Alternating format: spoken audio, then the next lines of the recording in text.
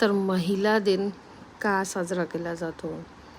तर international women's day या दिवसामागे फक्त शुभेच्छा देण्याची परंपरा नाही, त्यामागे संघर्ष, धैर्य आणि समानतेसाठी उभ्या राहिलेल्या महिलांची प्रेरणादायी कथा आहे. खूप वर्षांपूर्वी 1900च्या सुरुवातीला जगातील अनेक शहरांमध्ये महिलांना समान हक्क मिळत नव्हते.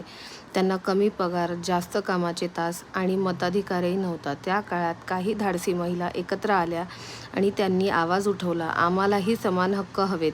1908 साली हजारो महिला कामगारांनी रस्त्यावर मोर्चा काढला. त्यांनी चांगल्या कामाच्या अटी, योग्य वेतन आणि मतदानाचा अधिकार यासाठी लढा दिला.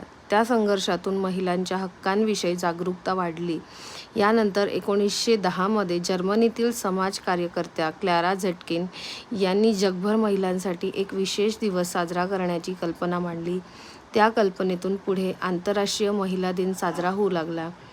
आज हा दिवस आपल्याला आठवण करून देतो की स्त्री ही फक्त घर सांभाळणारी नाही, तर ती आई, मुलगी, बहीण, शिक्षिका, नेत्री आणि समाज घडवणारी शक्ती आहे. तर यातून हा संदेश मिळतो की स्त्रीची ताकद तिच्या सौंदर्यात नसते, ती तिच्या धैर्यात, संयमात आणि जगाला बदलण्याच्या क्षमतेत असते.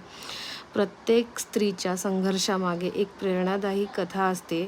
त्या सर्व धैर्यवान महिलांना आंतरराष्ट्रीय महिला दिनाच्या शुभेच्छा. Happy international women's day to everyone. आणि माझी ही गोष्ट तुम्हाला आवडली असेल तर माझा व्हिडिओ लाईक करा आणि कमेंट्समध्ये happy international women's day post करा.